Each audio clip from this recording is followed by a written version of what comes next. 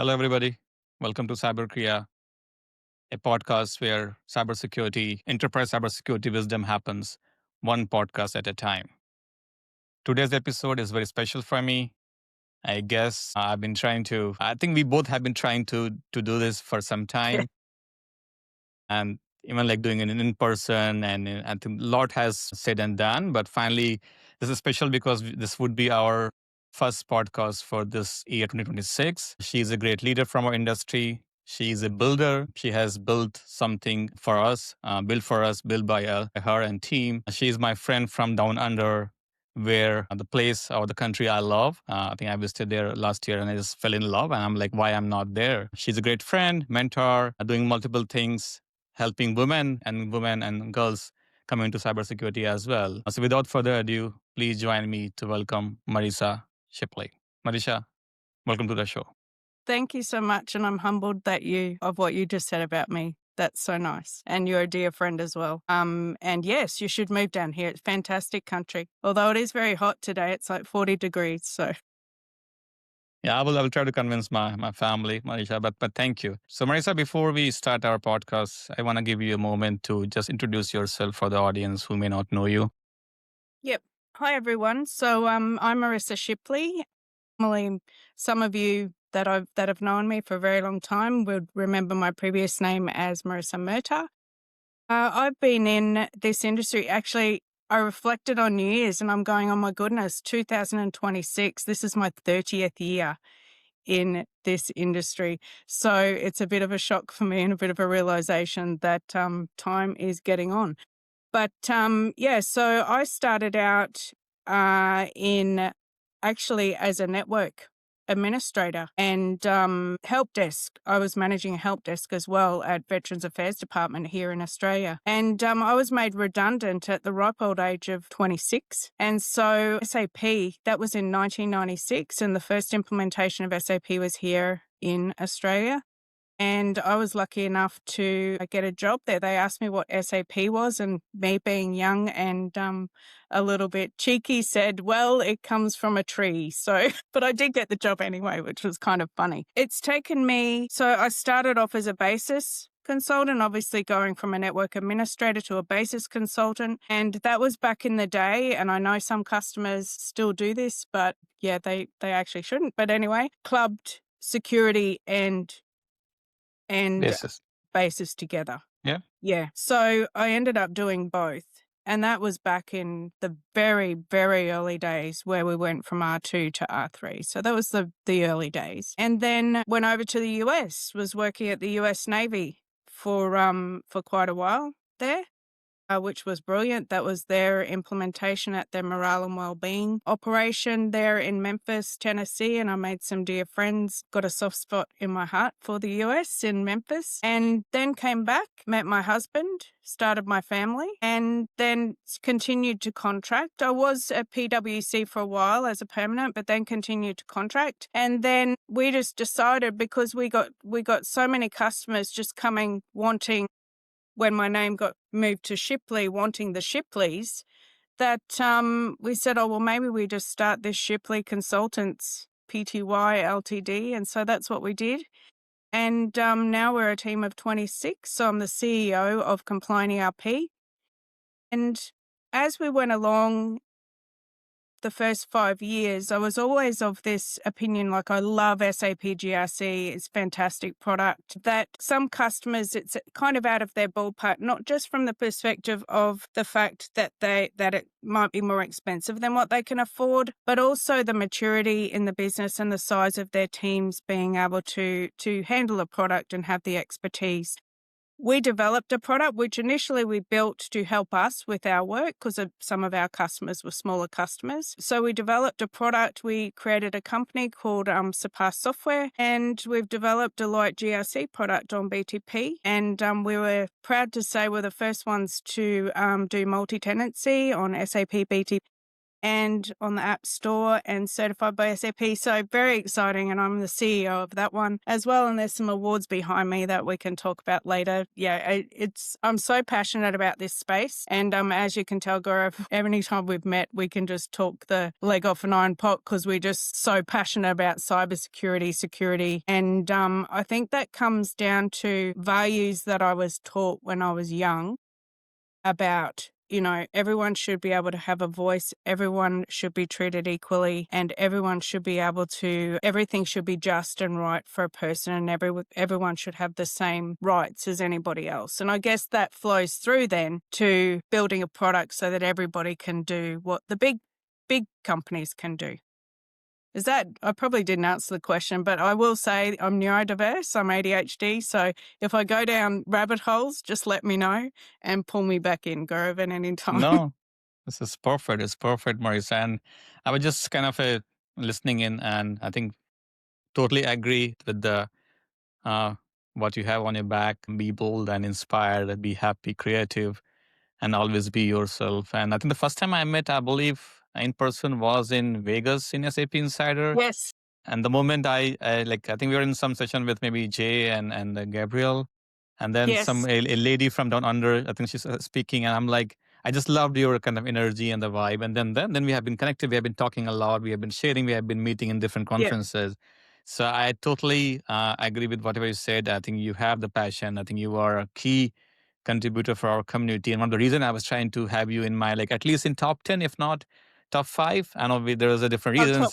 Top one. I'll only accept top one, girl. But I think we'll agree maybe on the top one, the first one for the new year. I think that's it cannot be better than that. There's lots of many other amazing women. I seriously, when you ask me, I'm thinking, my gosh, there's so many other amazing women in this space that, so inspiring. And even when I speak to other women in this space, you do have imposter syndrome and think, am I really on the same level as those people? So one day I'll believe it. But that's what we do as women, I guess, is imposter syndrome is big.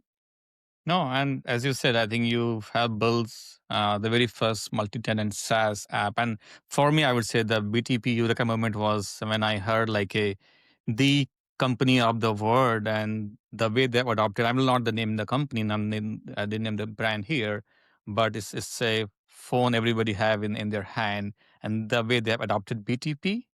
Yeah. And I heard they're non-BTP, non-SAP full stack developers are building full stack app on BTP for them. That was for me was the Eureka moment. And then when I met you and I'm like, you already have something on BTP built as a SaaS. So for me, this I feel like this is the future, at least for our world. That's where SAP is pushing all the customers with S4 transformation with no code, low code, or clean core, whatever it is. So I want to, I think, hear more about the product you have built. But before we go there, just around, I would say you talk about the other works you do. You talk about some award you're talking. So you said there is a talent shortages and some other work you're doing to inspire the next generation, right? Anything you want to share, like the learning? You said you have been in this industry for 30 years. What is one thing or maybe 2 things or maybe 5 things you want to share to anybody who's young enough, or maybe they're still early in their SAP security or SAP security GRs, even a basis, right? As you said, SAP basis security sometime become a one team, which may not be the right. But anything you want to share? Maybe let's start with anything, top 5 thing you want to share to them based on whatever you have gone through all this. Yeah, so I think I can break this up into, and it's really important to talk about those teams. So let's talk about in companies first, and then we can talk about the talent shortage and what I see happening out there with the young ones. So I guess from what I see, and I always see this, every company that we work with, you find that SAP security and cybersecurity, they're always lumped in with the IT. It's very rare that I go into a company and it's sitting within the finance function or it's sitting, within the compliance function of a customer. And one thing with cybersecurity, more specifically the application security, it's about the business and it's about understanding the business and enabling the business to do what they need to do their job and making it zero trust so that they only get access to what they should have access to do their job. And without the business knowledge of that, then if it becomes an IT function, I mean, I've been basis and I've been security. So being basis, you just want to get things working. That's your mindset. Solve the problems, get things working, give them what I need to give them. And we all know in SAP security, for those, if there's any technical specialists listening to this podcast, that when you do those traces, when you look at that in particularly, with, for example, EAM, the asset management module, there's a lot of FERFIs in those traces, and you start going and giving access and you give as stars, like for example, SRFC star or S_service star. You've just opened your system to the world. Cybersecurity, let's come in. You get through those, you know this, Gaurav, you get through the firewalls, you get through that first line of attack, you're into the system. So, I mean, that's one of the main things in that I have learned and that I try, although it's very hard, but I'm actually chipping away at it. So since the acquisition of Signavio by SAP, that was like a turning moment for me, because what I do now in projects is I implement a process so that once you go live, it can be followed. So no longer will a change to a customer say, or a person in the business say, oh, I need access to do this. Well, their access is tied, their business roles are tied to Signavio processes. So what I put in is I put in a workflow to say that, well, if you need this, then let's go back to the business process. The business has to approve changes to that process before any technical change will be made. So flipping that around, rather than it just being the technical change made, it goes back to the business to do it in Signavio and see the impacts before you actually make that change. So that's what I see in business. I see it's a slow shift, and that's my mission in life now, is to bring Signavio to, I love Signavio. You can tell I don't sell it or anything, but I just love it, is to change the way of thinking and put tools in place to help that process. So that's from a business perspective. So do you have any questions on that, Gaurav? And No, then I think we I can love switch it. to I your think, talent. but I think the one struggle which I have seen is like, who should be owning the Signavio? Because as a security, I would love to use Signavio as well, because as you said, this is not a technical change. It's a business process change. We should start That's from right. there, right? And then L1, That's right. L2, the whole BPML, right? But I think what I have seen in the it's just like you do a project, but after a certain time, you start losing that whole process, the whole BPMLs, Yep. like how you have, or maybe I feel like you have perfected that whole Signavio process. Anything you want to We've maybe got, add more on it? Like it's not just one time project. It's how do you keep that whole security, your processes, your different L1, L2, the whole matrix intact. So yes. what is your success story behind Signavio working for customers? I want to Yeah, just so hear I more think about it. it's, and I'm sorry for cutting you off. That's another ADD thing, because what happens is I'm thinking ahead and answering your questions before No, you've no, even sure. finished No, no, I asking. do that too. So go ahead. Yeah. It comes down to your compliance framework. So make sure that as part of your business, you have solid, like we do this as part of our compliant ERP business. You go in and you get that solid governance framework in place and your compliance framework in place to ensure that those policies are adhered to. They're signed off, they're set in place. Auditors love it, because they know that if those policies are there and people are adhering to those policies, then and then you put the tools. So it's policy, and then it's policy, people, and technology, right? Yeah. So get your policies and everything in place first and your strategy around that. Then you have to obviously get everybody on board with that. Then you start working with the tools. So we can take an offline thing, Gaurav, and talk about this, because I've got some nice little tweaks to do with Signavio that actually make the security side so much easier. Implemented it twice now onto S4 implementations, still in play now, like a year or so later. And yeah, they pass their audits every time, because design equals build equals design equals build equals design equals build. And that's what we all want as security people, right?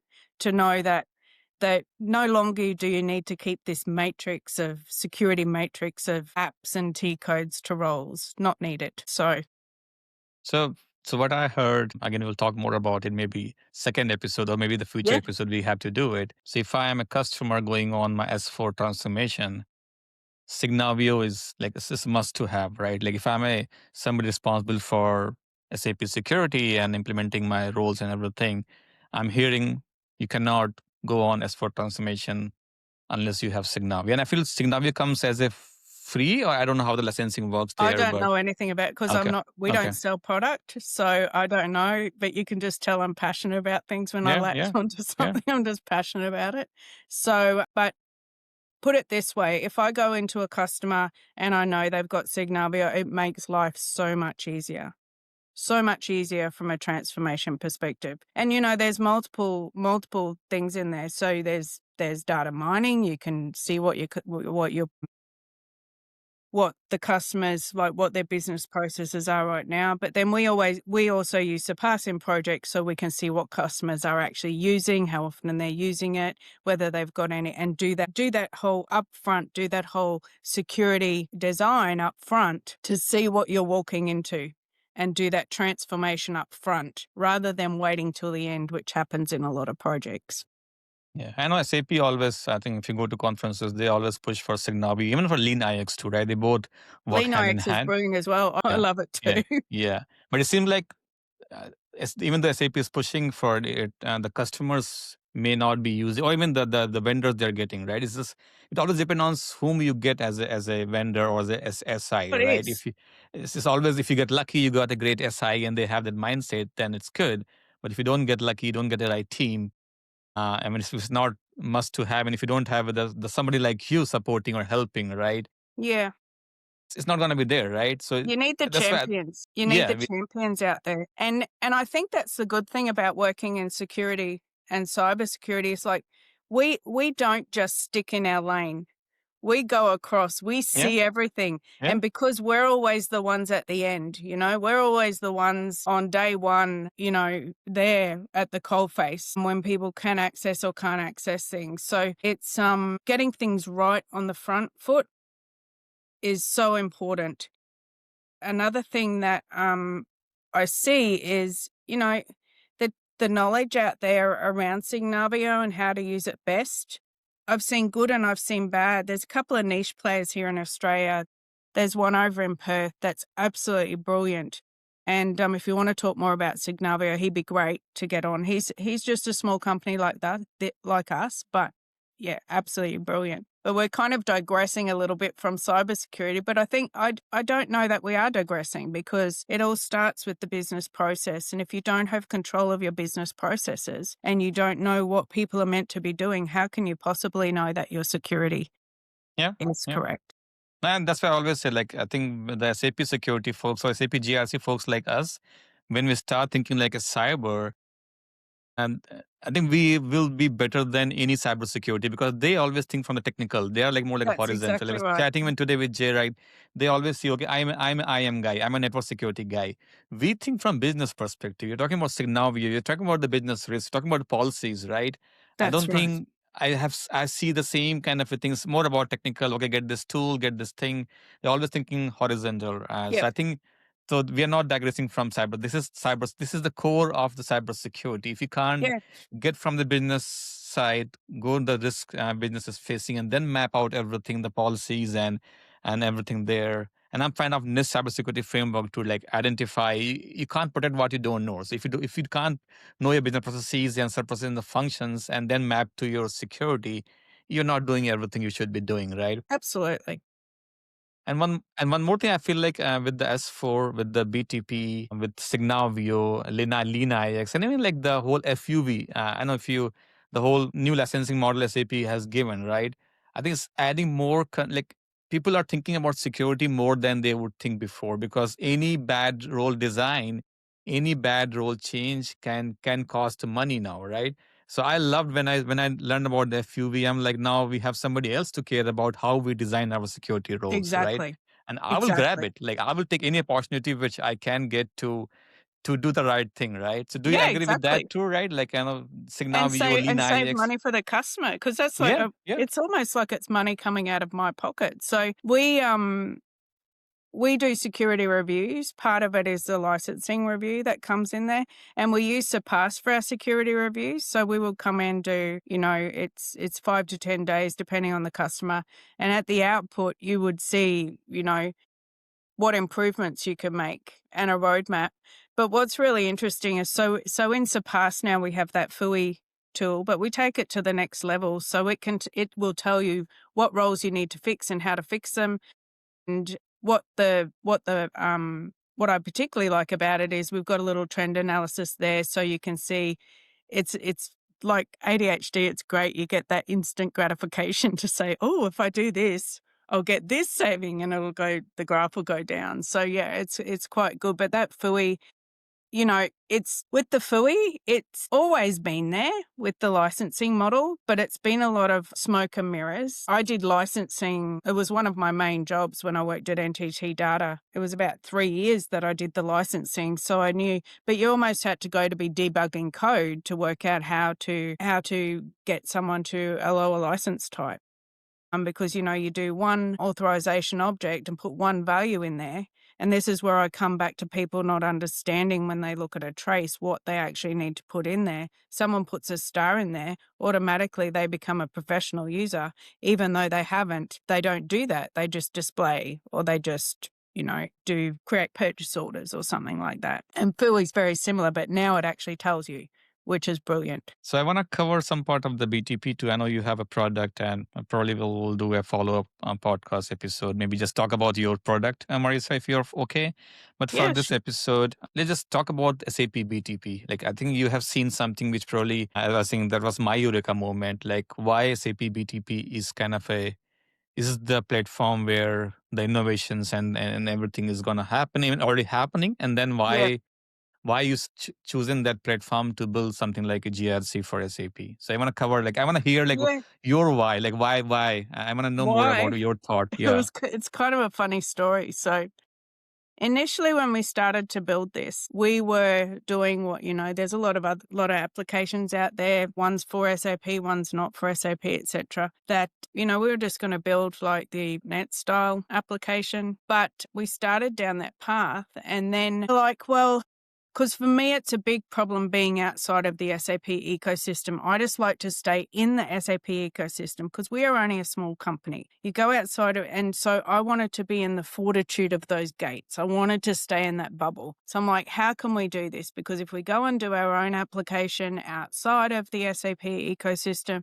we're going to have to, there's so much cyber work that needs to be done to ensure that your product is safe in itself, because otherwise your product becomes the weakest link and the entry point for an attacker. So research, discussions, we're like, right, we're going to do this. We're going to be the first enterprise application on BTP, built on BTP, multi-tenant, and we did it. And we've got a great team of developers, the visionary, so Phil Shipley, who's my partner in life as well as business. We had customers that were they came on as our not only pilot customers, but helped with the innovation. And because I've been doing myself and also Phil, we've been in this industry since, 1996. So we've seen the good, the bad. How many audits we've been through, oh my goodness, is ridiculous. So that's how we started building on BTP. And, our guys now are thought leaders in this space. And, the downside of it is there's a downside to being on the BTP application in that you do need to make sure that you are well across the roadmap of SAP and what they're doing in the BTP space. Like, just for example, if they might change something to do with the underlying architecture, then that affects your product. So you have to have really, really good testing regimes in place and be running them regularly. So we've automated all that because, you've got to make sure that, the product's not going to break. Customers buy it. You don't want to break. No, we're not a mission critical application, but you don't want your product to break. So I can happily say that, our uptime is 99%. The only 1% is when there's been a downtime. You're dependent on BTP being up and running or etc. in order for your product. So there's just that dependency on a platform, I guess. But yeah, that's how we ended up there. I mean, it's brilliant. It's so fast. So you know how long it takes to do a normal scan of your SOD risks, a normal scan? An overnight I want to hear from scan? you. I think how much it takes on your platform. 4 minutes. 4 minutes. And they came to me, and that 4 minutes is for a customer. It's an international packaging company that runs our product that has 10,000 users, and it has a ridiculous number of roles because they haven't done the security redesign yet, and it's 4 minutes. So you can pretty much do whatever you need to do, and you're not waiting overnight. You're not waiting hours to get those results. It's pretty much real time. I love it. I love it. And as I said, I'm sold out on BTP already. I would think this is where Have you built I'm something yet, learning. Gaurav? Have you Yeah. built something? Yeah. I think I'm living BTP, Yeah. learning BTP, and I'm seeing it's a new word, right? I mean, it's not a word we SAP Security, the PFCG guys, the SAP GRC guys, we have not worked on such a platform. It No. supports. It's more about, I would say, we're becoming more like a non-SAP, the API first approach, Yeah. the whole. I don't know. This is all new word, which at least for me, I'm learning a lot, and I'm all in the whole integration suite. There is so Yes. much going on in the BTP, the whole ecosystem of There's BTP, so right? much. And, even once you're starting to get into work zone now with the UI, there's so much. The user experience is just brilliant once you start to implement that work zone. And I guess that's one of the other reasons why we wanted to build on BTP and why BTP made sense for us. So it's not only the fact that we're within the fortitude of the SAP ecosystem and the SAP bubble, and they've got a huge team working on to make sure that their cybersecurity is up to scratch. So we as a small company, it makes sense for us. We don't have to have our own cyber team working on our product. Obviously, we have all our checks and balances in place to make sure that it is 100% secure. But not only that, you get the speed of, like, our mantra for our product. And this is what, before we even started, we wanted something that was not a Ferrari, something that, Phil hates it when I say this, but it's like a Corolla. So you buy a Corolla, your mum can drive it to the shops or take the kids to school or do whatever she wants to do and drive it to work, etc., etc. Granny can get in it to go and visit her friends or go to bowls or whatever, my grandma does. And but it's still got speed and grunt, so it's still fun. But it's easy as well, so you can teach your kids to drive in it. So I just wanted something that didn't take a village to run it, didn't take a village to pay for it, and didn't take a village to maintain it once it was in. So that's our mantra. And I think, we have people now over in the EU, and when we join with them, they go, "Oh, this is a safe product." And I'm going, that's a really interesting. They go, "It's secure, it's affordable, it's fast, and it's easy." And I'm going, "Oh my God, that's fantastic." So yeah, that's why we have BTP, for all of those reasons. The fast, easy, but it's not only easy for the end user, it's easy for the developers. And it looks and feels like Fiori. So you use our product, it's like you're using any other SAP application. Probably, I think we have to do that, maybe a demo or deep dive, maybe if there's somebody listening or they want to know more about your product, probably we can do that, Marissa. But just in general, right? I think I want to, like, again, 30 years in our industry, doing consulting, doing multiple global customers, building them your own product because you have lived through all these problems. So anybody Yes. who is like SAP Security GRC, they're simply SAP Security or SAP GRC consultant, what they should be doing today, because this whole ecosystem of BTP and all the new work and FUE and Signavio, so much to learn and so much to There's do, so right? much to learn. So So much to learn. yeah, so what is your advice to them if they're And listening? I'm learning every day. My advice is immerse yourself, get access to everything that you can. So when you the thing is, girl, and I'll just say this overarching is, I've had customers when they're wanting a statement of work. "Oh, do your people know Ariba security, or do they know SAC security, or do security?" And all of these bolt-on products, they've all got different security models. But ultimately, at the end of the day, the security model comes everything. So even your UX, this is something that I've learned, which is interesting, which is always a struggle, which I don't know if you've found as well, and I've written a blog about this too, where the UX, and you'll get Fiori developers or UX developers, and automatically they start, oh, we're the UX designers as well. Hang on, we started off with security, right? Security started off with, we had user menus and all of those fun things back in the GUI, NWBC, and then Fiori, now WorkZone. So all it is an evolution of the UX is an evolution that came from user menus. It's an evolution of the UX, and it's tightly coupled to the S4 backend security. So now you're going to break those apart and you're going to say, no, I'm going to go and give this UX to a UX developer.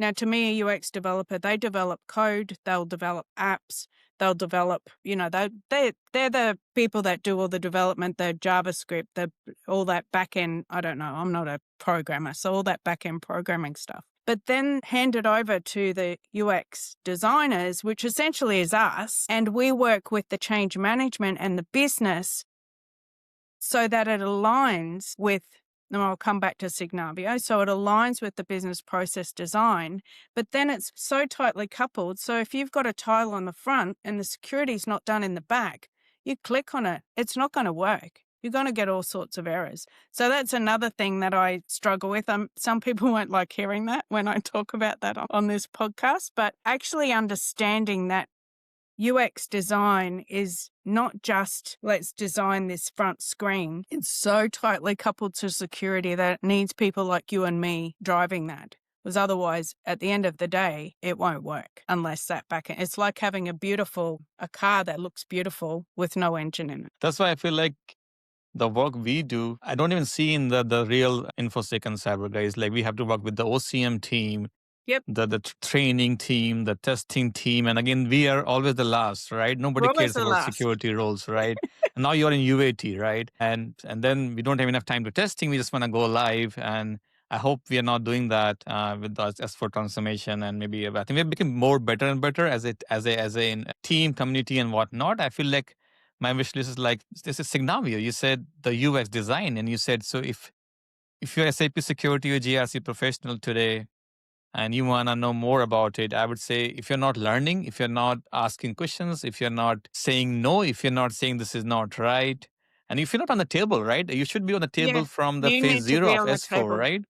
So are you seeing like that is changing, or is still the whole struggle where we are the last? But I don't know. Sometimes I see like, and maybe this is being a woman in IT, I sometimes feel like I sound like a nag. Because I'm going, what about security? What about security? Can't be doing this without thinking about security. So you're right. From the very beginning, even from the pre-sales perspective at a customer, security needs to be at the table. You need to be at the table when you're deciding, when they're looking at what products they're going to bring into the mix, just to be thinking about what impacts this going to have on cybersecurity, application security, all of those people. You need to be at the table from the very inception of the thought that we want to do an S4 transformation. And then particularly in the beginning as well of the project, you can't just wait and say, because I still find that security is like, yeah, we'll get 100 days of security and we'll get them to start after the design is done. And so you come in after the fact, and then you're actually sometimes seen as a stumbling block or a blocker because you're going, hang on, that's not going to work, or this isn't going to work. And, you can almost be seen as like an antagonist but you're not. No, you've seen so many of things go well and so many things go bad that you know what's coming. You know, if you don't do these things up front correctly, that you're going to have problems, if not on day one, as time progresses.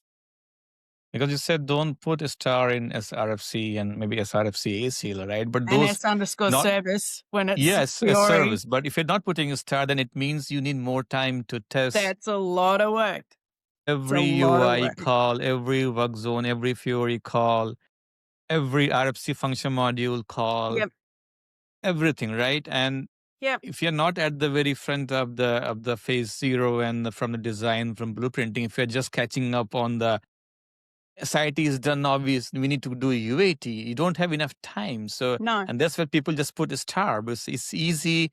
It reduces the noise. But I wish we all should be like, not just you and me, because again, we speak, we probably have seen this 30 years, 20 years. So Yeah. maybe people hear more when you speak, maybe because I don't know, they will hear you, they will know Marissa, she has done this for 30 years, she cannot be wrong. But if there's somebody like a 2, 3, 5, 6 years experience, maybe somewhere in India or somewhere else, I don't know if they even, I don't know if they have voice or if they're on the table. I wish they are. At least the leader who's responsible Yeah. for securing their S4, even this whole cyber world, right? There's so much, like, even like, I feel like why SAP cybersecurity is a different term than SAP security. Why SAP security doesn't have everything we should be doing to secure our ecosystem, right? Yeah. Like, do you want to It's all have any it's thought all on under that? that Like, one yeah, umbrella. Yeah. what's your response on that? Why there's SAP security, which will limit to GRC and security. Then there's SAP cybersecurity, which why it should not be just one. We do everything as like, Do you know I talk about it as one? Because I think from a cultural perspective, the world thinks of cybersecurity as hackers and, trying to get in and break firewalls and things like that. Whereas access controls, etc., is about internal fraud. But so do you know when the term cybersecurity actually became a term? Because I was quite excited when it became a term because I was finally able to explain to my parents what I did. okay, Because they asked what I did and I tried to explain. But when I said, oh, cybersecurity. So now they think I stop hackers sitting in little black hoods from getting into systems, which is quite funny. But I don't know the answer. And so one of the SAP people would be great. Jay would be great to ask that question too, for example. And this is where we could have a panel and challenge each other on these things and ask why. Because it's end to end. And usually the IT, the hardcore network, like what I used to be, I guess, back in the day, those hardcore network people, they are the ones that look after cybersecurity. And then you've got SAP security sitting in a different team. And I mean, there is like that area where GRC is, and there's products out there that are about cybersecurity, and there's products out there about GRC. So, but there is that overlap. There's that overlap in between the two. So as I say, S_service, put a star in there and welcome to the world. And I think, there's some amazing, I remember before Anapsys bought Virtual Forge, when I was talking to one of the guys from Virtual Forge, and yeah, he did a demo on this and it was just incredible. What he was able to get to at a conference here in Australia. But I don't know. There's a long way to go. But coming back to your original question of what should security people be doing? So I think, as you say, and I think you talked about, the over in India and like the person that might have only a few years experience and they might be a female. yeah, So there's a lot to be said about, I'm probably one of the most outspoken security people at a table when I'm put at a table. But coming back to that women in IT, I've had to be that noisy one to be noticed, where I don't know if I was a male doing the same thing, would I be listened to with more credibility than the guy sitting there? You know what I mean? yeah, That I feel is like you've always had to be, hey, I've got something to say. And I'll tell you a funny story of where that started off. So when I was working in the US, at a company there in Memphis, it's a global company, and I was doing their basis and security. So we had some infrastructure decisions that needed to be made. So all the IT managers from across the world came, and my boss was this beautiful lady and a mentor of mine, and she was a beautiful little Southern belle. She was an amazing lady. So it was her and I, actually, they all came, and they asked me they started giving me their coffee and tea orders. Yet I was actually chairing the meeting. But the advantage of it was they all went so bright red and were so embarrassed that I got every decision that I needed agreed to. yeah. But that's some of the experiences that I've had. And I guess that runs deep, and you still feel that, you need to make your voice. And that's what I just want to pass on to all the younger ones or ones with not as much experience as I've got. Find your voice, have your voice, be honest. Don't be afraid to speak up. Don't be afraid to ask questions. Just because somebody says something doesn't necessarily mean it's right. And you would have actually heard me over in Las Vegas at the seminar, like I was speaking up about things that in Australia, we do things a little bit differently. So does that answer your question, I guess, Gaurav? Yeah, definitely. And yeah, I think, and I loved when you said a woman in India, right? Yeah, because I'm a man, but I have been to that whole kind of when you're at offshore or you're serving a customer, maybe in more of a support model, you don't speak up, even though you may have a knowledge, maybe you have. So I think you have to find your voice, as you said. Maybe I would say Yeah. also have mentor, right? Somebody like you, I don't know, having Yes. mentor, like if I am a woman, like having mentor whom you can reach out, whom you can ask questions if you're not sure about something, right? Yeah. Do you think that mentor mentee thing? I'm a big believer in I that think whole that, thing, and do you yeah, believe in that?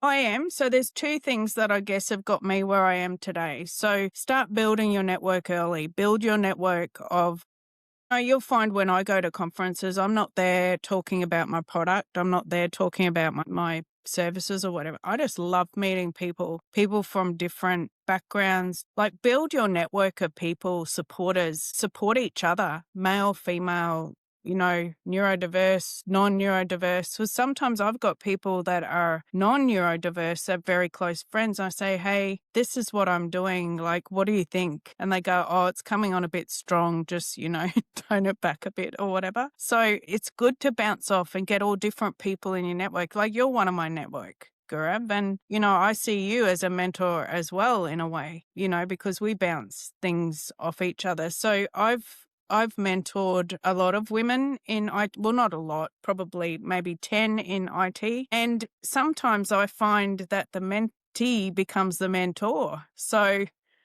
I find that it's building that relationship. So find for mentors, find someone that you admire, find someone that you look up to, find someone you trust as well, that they're going to tell you the reality, tell you the truth, and be it good or bad.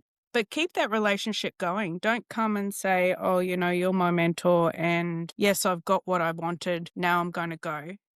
Make it a real relationship because we're all humans. We all need relationships. And I think that's what I love about being a mentor is, I've got some really good long-term friendships out of being a mentor. And then the other thing is surround yourself with people that bring you up, not the ones that push you down. That's my biggest thing, I think, in life generally. Yeah, I'm getting a bit philosophical. No, I will take it because it's all about even like when I met you, as I was saying, like we just met like maybe 2 years or 3 years. I think maybe we have crossed our I don't know path maybe online or virtually, but in person, I think we met.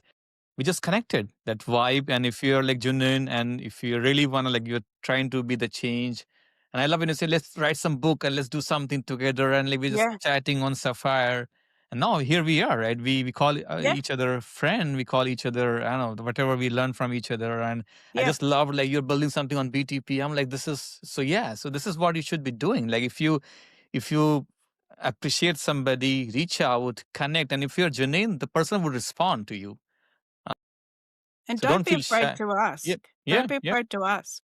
Do you yeah. know what's something interesting? So, and this is, uh, I still don't know. This imposter syndrome coming in. I still don't know why they asked me, but I was asked to be the speaker at the University of Queensland graduation ceremony. That was I've got to say 2024 now because it's not last year. It's year before because it's 2026 now and for electrical engineering, architecture, and computer science. And that's what I said on my speech. I said, I wanted every one of them. I said, every single one of you out there, please connect me on LinkedIn. Do you know how many I got out of like 1,000 people? 3. Okay. But my thing is, don't be afraid to ask. Don't be afraid to connect to someone and say, hey, I really admire you and what you've done in your career. Can we connect? And, I don't know, 9 times out of 10, they might ignore you. They might say no, but usually they'll probably ignore you. But then, 9 times out of 10, maybe they'll actually connect you, and then you've started that relationship. And similar to what we've got, Gaurav, there's a friend of mine over in LA. She came and spoke at one of the SAP events, and I would consider her a mentor for me. But her and I went and traveled in Europe together. We had a great old time. So now I go and stay with her and we only met that once, but there was that connection.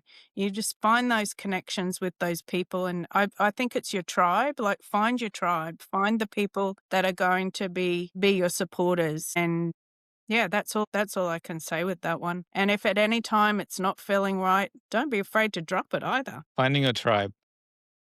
I truly believe in that, Marissa. I know we said we'll probably try to keep this short, but I don't know. I think I could talk. time is We could never. be on here for like Yes, the hours. time is never enough. Probably, as you say, we probably have to do multiple. And I've been doing the same thing for my every guest. Like, I think the 1 hour, the whatever time we record it is not enough. Yeah. But any last thing you want to share before I maybe ask you, I would say, how somebody can reach out. But any last thing you want to mention before we wrap it up today, Marissa? I've got those awards there behind me, and you know what? I have them there. Some people have asked me, why don't you have them at the office, whatever. But do you know what? That's what keeps me going every day, that I've worked hard. I want my kids to see that I've worked hard. You don't need an award to do that, but that's recognition from people that I don't even know. And don't be afraid. That's another thing. I was nominated for these awards. But you can nominate yourself, and you can put in for yourself and give it I don't know, we say down here in Australia, give it a crack. What do you got to lose? But that keeps me going. There's 3 there. I mean, probably the one that's the most important to me is this one, which is the Entrepreneur of the Year. That was in 2024, and it was the Women in ICT Awards for Entrepreneur of the Year. And that was something that's probably the one that I hold most dear, because work really hard. It's hard. You got to take risks. And I think coming back to having a say at a table, it's interesting. So there's a lot of emotional and, lifestyle factors. If you're the only breadwinner in a family, sometimes it might be hard to take that risk and say at the table what someone should be doing or what they're doing wrong, because you don't want to make that risk and potentially be without a job and impact your family. So there's a lot to play. It's easy for me to say because I've got that scaffolding around me, but take it back to maybe 20 years ago when it was just me and I had a mortgage. Maybe I wouldn't have been so vocal as what I am now. Thank you, Marisha. And anybody listening, I hope a girl, because I've been seeing my YouTube statistics. I wanted to more women, more girls subscriber, Yes. and I think watchers. I hope somebody would get inspired after listening and watching to you. If somebody wants to reach out to you, Marissa, if LinkedIn is the platform, Yeah, can we just share reach your out to me LinkedIn? on LinkedIn, but Okay. always just put a little note in there and say, hey, I listened to the podcast, just so that I can make a connection as to where it came from, because I get lots of, there's a lot of tools out there to just do these mass, AI connection lists and people that I just don't even know. So that's what I said when I did the university one. Just say, hey, I was in the audience. Did you just make a connection with me so that I've got some reference point. Personal But don't note. be Now, afraid don't to. use ChatGPT to give this much paragraph. No, no. Be human, right? As human you can. Be human. And I think that's the thing. Just be human and just be yourself. And I think it's probably not, you wouldn't believe, Gaurav, that when I was that network administrator, I would be in a meeting and I would be so scared to even say my name. I'd start sweating. I was such an introvert that Me too. I forced I know. You force yourself to be, Yeah. don't you? Yeah. Going to those conferences, you'll get back home and you'll just fall into bed and you'll just be almost in fetal position because you're so exhausted. But yeah, I don't know, as you get older, it's easier, right? Because, Yeah, I think so. as my nan used to say, you can't put an old head on young shoulders. And it's so true, because even if I knew back then what I know now, I probably still wouldn't have been as confident. I think now, because now we know what can happen, right? What worse can That's happen. So we have exactly seen right. everything, right? So I think We've I totally seen it believe in all. that. Like, yeah, I think it's easier to say to young kids saying, okay, just behave like as we are behaving, but it will come. But at It least will come. try it.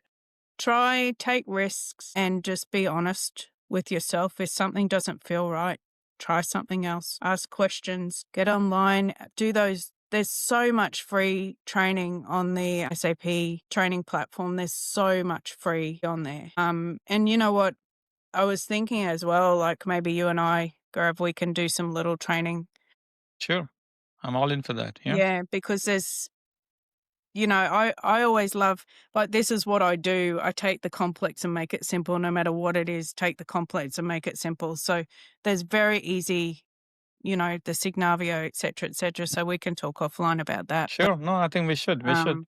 yeah, there's so much, and nothing needs to be complicated. I guess in life, in work, nothing really does need to be complicated if you pare it back. Thank you, Marisha, for coming on the show, Cyber Kriya. I know you said you love the name, which I love too. Yeah, Thank I you for do. what you do. Thank you for everything. I hope I will see you in next conference soon. Hopefully in Yes. US, if not in Australia or Europe. But thank you for coming on the shows. And I know it's the first, but it's not the last. So we will be doing more Yes, I know. of this. So thank you. I really appreciate it, and thank you so much for having me on. Thank you.